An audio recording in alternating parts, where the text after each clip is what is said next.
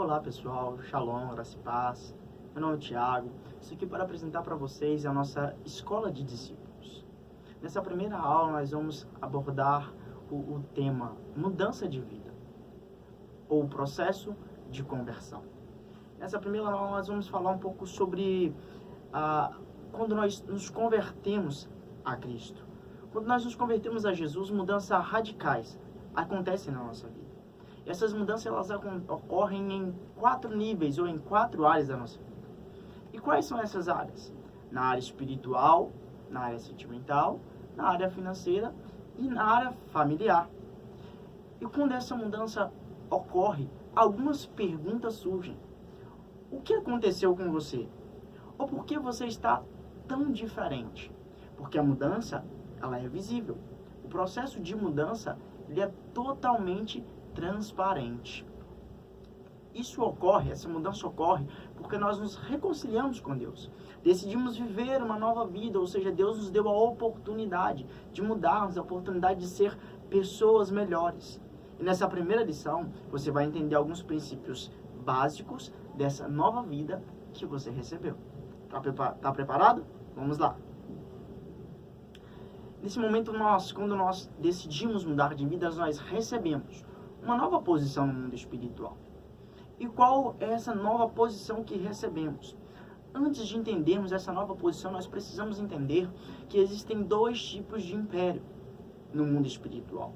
O império das trevas e o império da luz, ou seja, o reino das trevas e o reino da luz.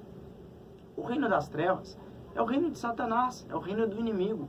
Porém, o reino da luz é o reino de Jesus. E é desse reino que nós vamos falar. Em Romanos capítulo 3, versículo 23, a palavra do Senhor diz: porque todos pecaram e afastados estão da glória de Deus. Ou seja, antes de nos convertermos, antes de recebermos essa mudança de vida, nós estávamos mortos nos nossos delitos e pecados. Vivíamos no império das trevas. Mas agora que recebemos a Cristo Jesus e nessa nova mudança de vida e nesse processo de conversão, nós agora somos novas criaturas, novas pessoas. E nós vamos falar um pouco mais sobre o reino. Nós precisamos entender que nessa mudança que ocorre, nesse processo de conversão, nesse reino dos céus, nesse reino de Deus que está propício a mim e a você, nós só o conquistamos através da morte e ressurreição de Jesus na cruz do Calvário. Esse reino só está proposto a mim e está proposto também a você, porque um dia Jesus morreu na cruz, mas ao 3º dia Jesus ressuscitou.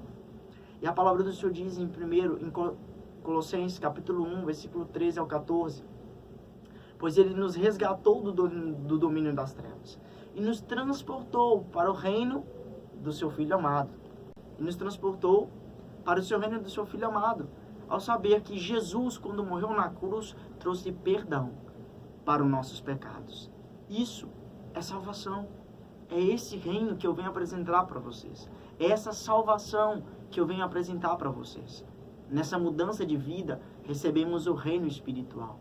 E esse reino espiritual é a salvação de Cristo Jesus. Agora nós não pertencemos mais ao império das trevas, mas agora nós fazemos parte do reino de Deus, do reino de Jesus Cristo. E o segundo ponto que temos que abordar também nesse tópico de mudança de vida é que agora nós temos uma nova filiação, ou seja, temos uma nova identidade, temos uma nova característica. E uma linguagem muito popular que se fala hoje em dia é que todos nós somos filhos de Deus. A maioria das pessoas dizem que todos são filhos de Deus. Porém, não é isso que a palavra do Senhor diz. Em 1 João capítulo 1, versículo 12, a palavra do Senhor diz: porquanto todos quanto o receberam, Deus, o Pai, deu a eles o direito, o poder e a oportunidade de serem feitos filhos de Deus. Mas como eu posso fazer para me tornar um filho de Deus? O que eu preciso fazer para me tornar um filho de Deus? Para você se tornar um filho de Deus, você precisa receber Jesus como Senhor e Salvador da sua vida.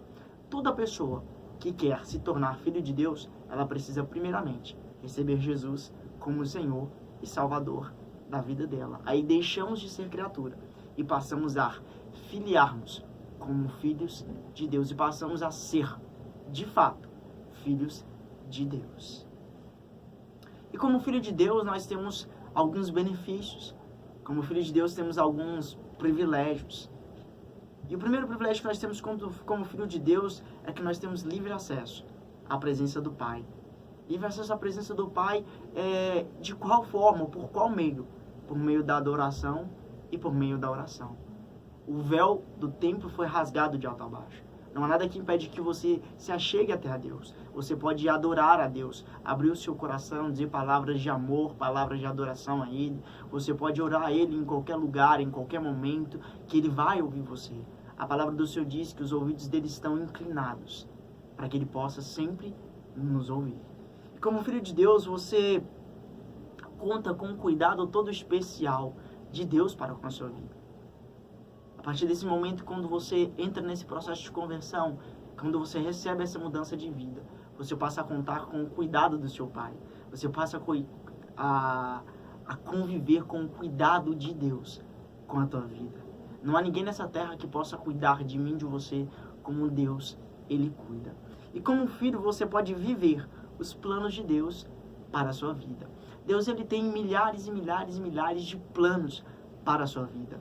O que nós precisamos é estar com o coração aberto para receber os planos que o Pai tem para cada um de nós. Como filho também, você tem o direito e a herança. A palavra do Senhor diz que nós somos herdeiros do nosso Pai, que é Deus, e somos co-herdeiros juntamente com Cristo Jesus. Ou seja, a herança do Pai é também a nossa herança. Aquilo que o Pai tem é também de direito nosso, porque Cristo Jesus o conquistou na cruz do Calvário. Mas também, como filho de Deus, você precisa ser parecido com o Pai. Acredito que é o desejo de todo filho ser parecido com o pai e de toda filha ser parecido com a mãe. E conosco não é diferente, nós precisamos ser parecido com o nosso Pai. Mas talvez você me pergunte, Tiago, o que eu preciso fazer para ser parecido com Deus? Nós abordaremos agora nesse próximo slide essa informação. A pergunta que surge é, como eu posso ser parecido com Deus?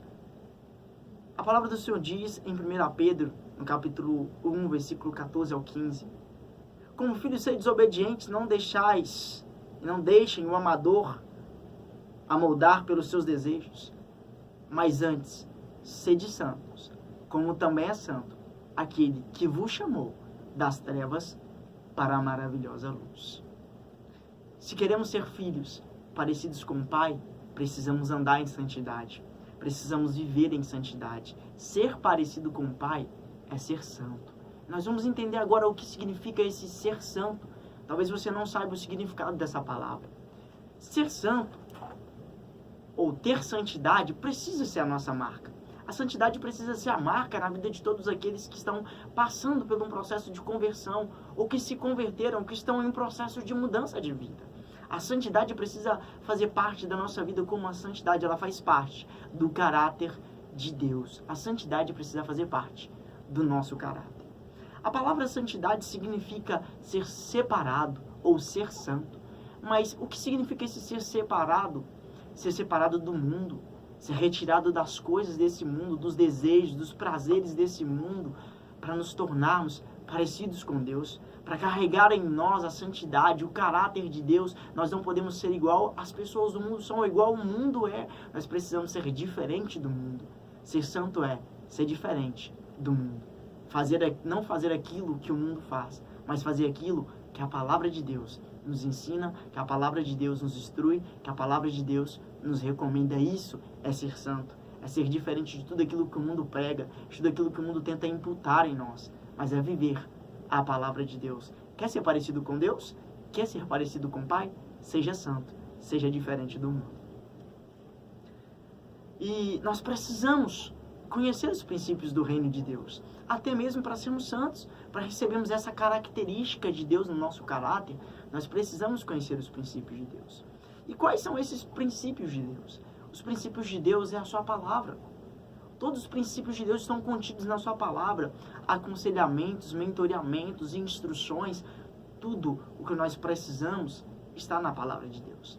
A palavra de Deus é o nosso manual guia, manual de orientação, manual de sobrevivência.